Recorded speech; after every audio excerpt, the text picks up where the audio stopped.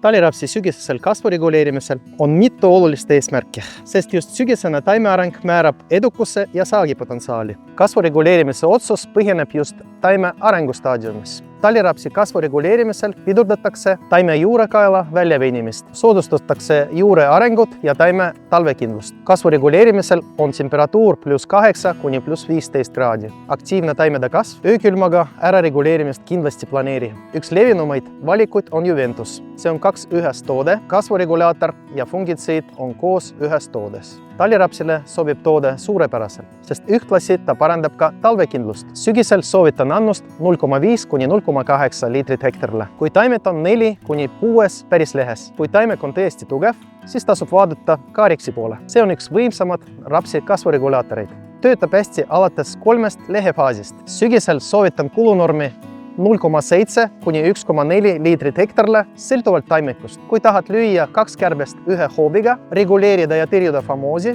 siis vaata Artsina poole. Toimeaine metkonasool aitab reguleerida kasvu ja kontrollib mitmeid olulisi haigusi. Sügisene kasvu reguleerimine ei ole lihtsalt lisatöö. See on osa strateegiast.